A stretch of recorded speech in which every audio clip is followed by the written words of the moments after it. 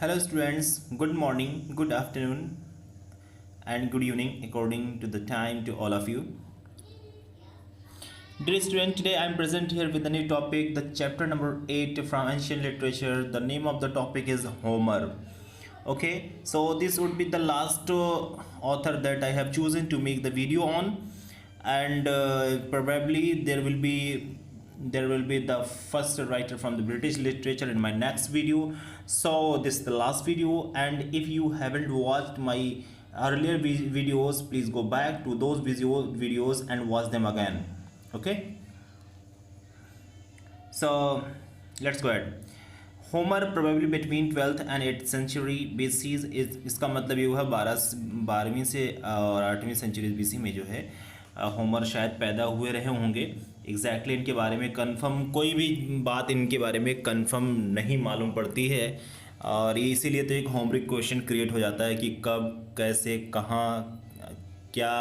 तो कोई भी इनके बारे में क्वेश्चन, बहुत सारे ऐसे क्वेश्चन जो इनके बारे में क्रिएट होते हैं, ओके, जिनका आंसर आज तक नहीं मिल पाया है ऑथेंटिक।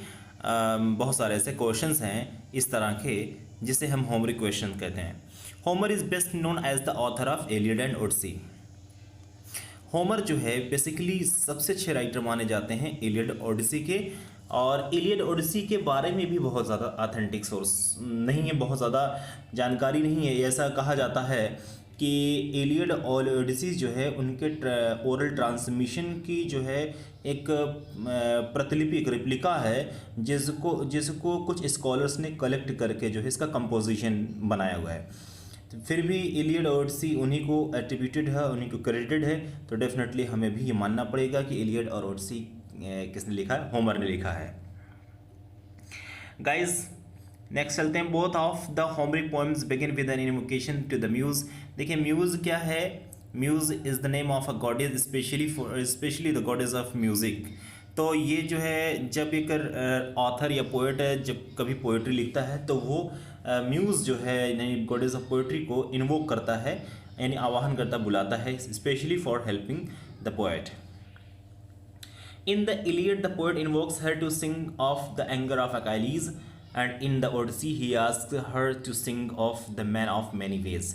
देखिए इलियड में होमर ने इस म्यूज़ नाम की गॉडेस को इन्वोक यानी बुलाया है या आह्वान किया है अकाइलीज़ के एंगर को मतलब सुनाने के लिए, बताने के लिए या गाना गाने के लिए। और ओडिसी में जो है उसने वह पूछता है उससे, यानी वो कहता है कि वो एक इंसान के बारे में जो अलग अलग तरीके से प्रेजेंट है तो उसके बारे में वो गाना गाए। A similar opening was later employed by Virgil in his एनीड। इसी तरह से जो है जो ओपनिंग लाइंस हैं जो वर्जिल ने एनीड में लिखा है, सिमिलरली जैसे यूं कह लें कि एलीड जैसे एलियड और ओडिसी में ये लाइंस लिखी गई, सेम लाइंस जो है उसी तरह की ओपनिंग जो है उन्होंने एनीड में वर्जिल ने की है। It focuses on a quarrel between king Agamemnon and the warrior Achilles. बात करते हैं इसमें जो है जो राजा अगामेम्नॉन था और एक वॉरियर था जिसका नाम अकाइलीज था, इन दोनों के बीच क्वारल को दिखाया गया है। ओके, ये इलियड में और एनीड में भी आपको मिलेगा। और it focuses on quarrel between he was believed by the ancient Greek to have been the first and greatest of all the epic poets. Sorry यहाँ पर पोस्ट हो गया, यहाँ पोएट्स होना चाहिए। तो होमर को ये माना जाता है कि पहले ऐसे उन सारे एपिक पोएट्स में वो महानतम कवि माने जाते हैं, वो भी एंशियंट ग्रीक के। Author of the first known literature of Europe, he is central to the western canon. कहा जाता है कि वेस्टर्न लिटरेचर में अगर बात करें यूरोपियन कंट्रीज़ की, तो वो जो है सेंट्रल फिगर माने जाते हैं। The importance of Homer to the ancient Greeks is describe in Plato's Republic. यानी होमर का क्या इंपॉर्टेंस है एंशियंट ग्रीस में, वो प्लेटो की रिपब्लिक में डिस्क्राइब किया गया है, which portrays him as the first teacher of tragedies and leader of Greek culture. बड़ा इंपॉर्टेंट पॉइंट ये भी कि प्लेटो के रिपब्लिक में इनको यानी होमर को पहला ट्रेजेडीज़ का पहला टीचर बताया गया है और ग्रीक कल्चर का लीडर भी कहा गया है, यानी अगुवा करता या नेता कहा गया है। लीडिंग करने वाला, नेतृत्व करता है। द सटायरिस्ट एक व्यंग्यकार है जिनका नाम है ल्यूसियन। इन हिज ट्रू हिस्ट्री, अपने ट्रू हिस्ट्री में डिस्क्राइब करते हैं यानी होमर को एज बेबीलोनियन, बेबीलोनियन कहलाते हैं। कॉल्ड टाइग्रोनोस, जिसका दूसरा नाम टाइग्रोनोस है। और वही सटायरिस्ट क्या करते हैं, एज्यूम द नेम होमर, यानी कल्पना करते हैं एक नाम के बारे में, होमर, जिन्होंने क्या किया था, व्हेन टेकन हॉस्टेज, जब उन्हें क्या किया गया था, बंधक बना लिया गया था। हॉस्टेज मीन्स होता है बंधक बना लेना। तो एक नाम एज्यूम किया होमर। ओके, तो लूसियन ने एक्चुअली अपने ट्रू हिस्ट्री में डिस्क्राइब किया, उनको बेबीलोनियन कहा है या फिर टाइग्रानोस। देखिए नोटेबल वर्क्स ऑफ होमर पे ध्यान देते हैं। देखिए इसमें दो इनके वर्क्स हैं, जैसे ओडिसीज और दूसरा है आपका Iliad. Okay, the poem mainly focuses on the Greek hero Odysseus known as Ulysses in Roman myths. देखिए यहाँ पर बताया गया है कि ये कहानी जो है ओडिसी में, ये एक ओडिसियस जो ग्रीक हीरो था इथाका का, इसके बारे में है। और ग्रीन मैथोलॉजी में वो यूलिसीज के नाम से भी फेमस है। किंग ऑफ इथाका था and his journey home after the fall of Troy, यानी कि उसके जर्नी यानी सफ़र के बारे में बताया गया है जब वो ट्रॉय से लौट रहा होता है।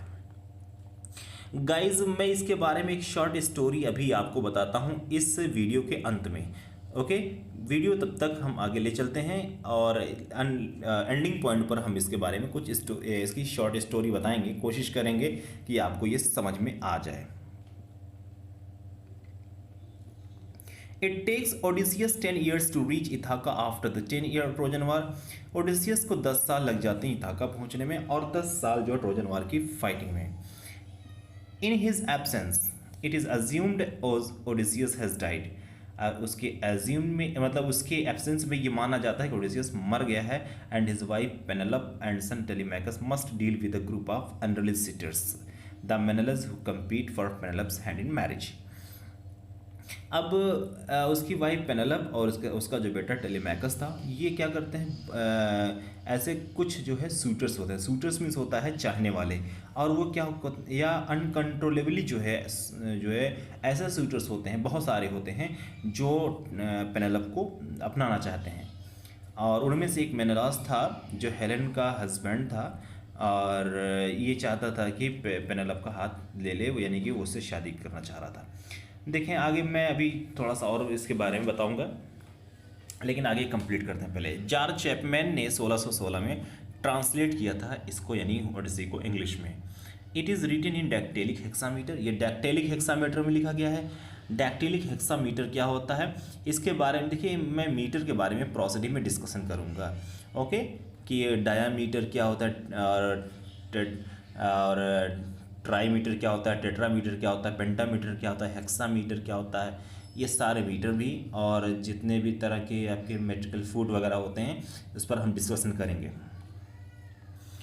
हेक्सा का मतलब 6 समझ लीजिए, ठीक है, जिसमें 6 फीट होते हैं। और डैक्टिलिक नेचर होता है, डैक्टिलिक जो उसमें फूड का जो एक्सेंट्स होते हैं वो डैक्टिलिक है। It is sequel to the Iliad, ये इलियड का सिक्वल है। सिक्वल मीन्स होता है कि उसका एक पार्ट जो उसके बाद आता है। अब इलियड देखिए referred as the song of Ilion और सॉन्ग ऑफ इलियम। इलियड को हम सॉन्ग ऑफ इलियन या सॉन्ग ऑफ इलियम भी कहते हैं। It is an ancient Greek epic poem in dactylic hexameter, बात सेम है, डैक्टिलिक हेक्सामीटर में लिखा गया। और ये सेट हुआ था during Trojan war between king Agamemnon and the warrior Achilles. बात आ रही है इलियड की, तो अगामेमनॉन और वॉरियर अकाइलीज के बीच में एक युद्ध होता है, वार होता है, ट्रोजन वार के नाम से फेमस है। देखिए ऐसा है कि अल्फ्रेड लॉर्ड टेनिसन ने एक स्टोरी लिखी है, एक पोएम लिखा है यूलिसीज। आप यूलिसीज में इसको अच्छे से देख सकते हैं, मिल सकता है आपको। और शेक्सपियर ने भी सोर्स बनाया, इस पर हम चर्चा करेंगे।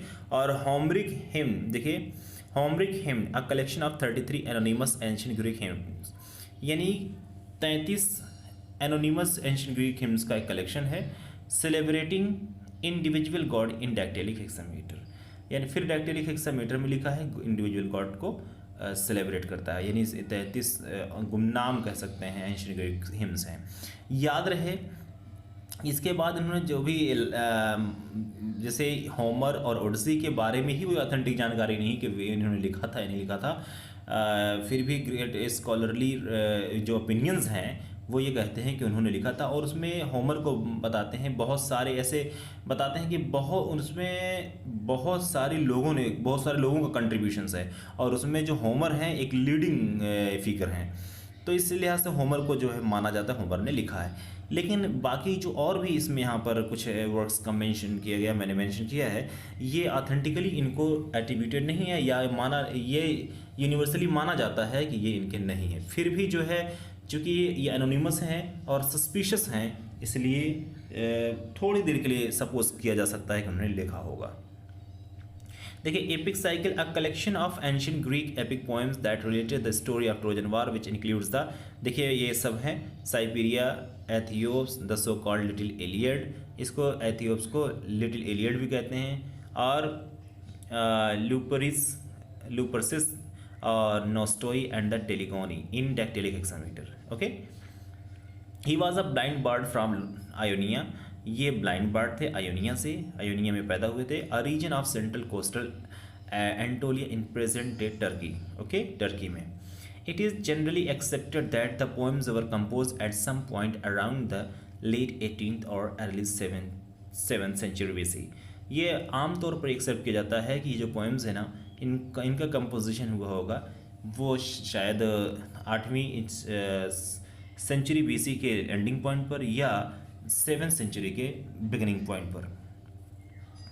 The poems are in Homeric Greek, also known as epic Greek. ये होमरिक ग्रीक में लिखा गया है, या होमरिक ग्रीक में इसका नेचर होमरिक ग्रीक है, और ये इसे एपिक ग्रीक भी कहते हैं क्योंकि इसका नेचर एपिक है। आपको पता है कि हीरोइक थीम है, हीरोइक नेचर है इसका। A literary language which shows a mixture of features of the Ionic and Aeolic dialects from different centuries. Ionic और आयोलिक डायलेक्ट्स का मिक्सचर है इसमें, किसमें, ओडिसी में और इलियड में। देखिए, जो कुछ इसके बाद जो इन्होंने लिखा ऐसा माना जाता है वो ये हैं, the Homeric hymns, contest of Homer and Hesiod, Little Iliad, okay, और Nostoi, Thebaid and the Cypria, the Epigoni, the comic mini epic, Batrachomyomachia, और द फ्रॉग माउसवार जिसको कहते हैं, और Margites, the capture of Oechalia and the फकेस।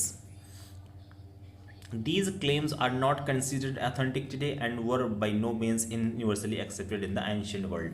देखिए, बात वही है कि ये ऑथेंटिक क्लेम्स नहीं है और यूनिवर्सली इसको एंशियंट वर्ल्ड में एक्सेप्ट भी नहीं किया जाता है।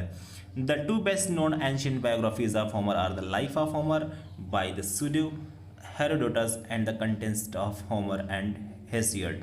देखें, लाइफ ऑफ होमर और क्या है, contest of Homer and Hesiod, ये जो है दो इनकी जो बायोग्राफीज़ हैं। ओके, बहुत इंपॉर्टेंट बायोग्राफीज हैं, ध्यान देंगे। In western Europe during the Renaissance Virgil was more widely read than Homer. देखिए, ये भी बड़ी अच्छी बात है कि वर्जिल के जो कंटेक्स्ट हैं वो होमर के कंपैरिजन में, अगर वेस्टर्न यूरोप की बात करें रिनेसांस पीरियड में, तो वो ज़्यादा पढ़े गए, यानी वर्जिल का जो है ज़्यादा पढ़ा गया। और Homer was often seen through a Virgilian lens, यानी कि अगर होमर को कभी किसी ने पढ़ा तो वर्जिलियन लेंस से पढ़ा। वर्जिलियन लेंस में होता वर्जिलियन के स्टाइल से पढ़ा, या वर्जिलियन के स्टाइल, उनके स्टाइल, नेचर, तौर तरीके को अपनाते हुए पढ़ा। The Homeric epics are written in an artificial literary language or Kunstsprache only use in epic hexameter poetry. तो आर्टिफिशियल लिटरेरी लैंग्वेज जिसका हम इसको कह सकते हैं कंस्टेंट प्राशे, इसको हम एपिक हेक्सामीटर पोएट्री में अक्सर यूज़ करते हैं। Linguistic analysis suggest that the Iliad was compose slightly before the Odyssey. और ये लिंग्विस्टिक एनालिसिस जो है सजेस्ट करता है कि इलियड जो है शायद ओडिसी से पहले कंपोज किया गया रहा होगा। The Homeric poems were compose in unrhymed dactylic hexameter, और ये होमरिक जो पोएम्स है ना, ये कंपोज किए गए थे अनराइम्ड डेक्टेलिक हेक्सामीटर, यानी कि इसमें राइम सेटिंग नहीं है। Ancient Greek meter was quantity based rather than stress based. और एंशियंट ग्रीक जो मीटर था वो क्या होता था, क्वांटिटी बेस्ड होता था बजाय स्ट्रेस बेस्ड के, यानी कि किसी लाइन या शब्द पर बजाय उस पर बल देने के या बलाघात डालने के, वह कितना क्वांटिटी में वो चीज़ें किसी पोएम को प्रेजेंट किया जा सकता है, उस पर ज़्यादा लोग फोकस करते थे सारे पोइट्स। तो डियर, उम्मीद करता हूँ ये आपको ये लाइन समझ में आ गई होगी। अब मैंने बात की थी कुछ शॉर्ट स्टोरी की, यानी छोटी सी कहानी बताने की, किसके बारे में, ओडिसियस के बारे में। देखिए, ये बात मैं कर रहा था कि ओडिसियस की, तो इथाका का जो एक हीरो था ओडिसियस, ओडिसियस के फादर का नाम था लायर्टिस नाम था। तो हुआ क्या, एक बार ग्रीस और ट्रॉय में वार हो गया। तो जो है ये ओडिसियस जो था ये ट्रॉय चला जाता है फाइट करने के, यानी उसके खिलाफ लड़ने के लिए। तो 10 साल तो उसको लग जाते हैं सिर्फ ट्रॉय को डिफीट करने में या ट्रॉय को जीतने में, 10 साल लग जाते हैं, और बाकी 10 साल वहाँ से इथाका पहुँचने में लग जाते हैं। और आपको बता दें, ओडिसियस की एक वाइफ थी जिसका नाम था पेनेलोप, और उसका एक बेटा था जिसका नाम था टेलीमैकस। तो पेनेलोप का जो बेटा टेलीमैकस था, यानी ओडिसियस का बेटा जो टेलीमैकस था, वो ओडिसियस के जाने के कुछ समय पहले ही वो पैदा हुआ था। तो वो धीरे धीरे बड़ा हो जाता है, और ये जो है पेनेलोप और ओडिसियस, इन दोनों के बीच की जो दूरी है, यानी समय की दूरी है, वो 20 साल की है। अब यहाँ पर बात आती है कि कोई भी लड़की या कोई भी शादीशुदा लड़की अपने हस्बैंड के बिना बातचीत के वो मैक्सिमम कितने सालों तक इंतज़ार कर सकती है, या उसके लिए बहुत बड़ी परीक्षा हो सकती है, बहुत बड़ा इम्तिहान हो सकता है। तो इसमें पेनेलोप जो है अब अपने हस्बैंड के बिना ज़िंदगी गुजारती हैं, यानी कि 20 साल तक मुसलसल ज़िंदगी ऐसे गुजारती हैं। उस दौरान बहुत सारे लोग भी थे जिन्होंने उसे कजोल करने की कोशिश की, यानी पेनेलोप को बहुत ज़्यादा अपनी तरफ अट्रैक्ट किया, लुभाया कि आ जाए दूसरी शादी कर ले। यहाँ तक कि पेनेलोप के बहुत ज़्यादा सूटर्स भी थे। सूटर्स मीन्स होता है चाहने वाले, ओके। तो उसमें से बहुत सारे लोग थे जो उसको चाहते थे। तो ये कह रहे थे कि पेनेलोप उससे शादी कर ले, लेकिन कई लोग थे अब किससे शादी करे किससे न करे, ये भी एक बहुत बड़ा विषय था।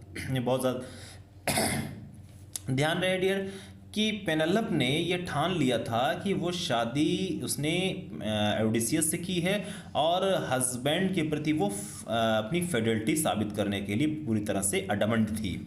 यानी वो चाह रही थी जो उसका हस्बैंड बना है वही उसका हस्बैंड रहेगा, दूसरा कोई नहीं हो सकता।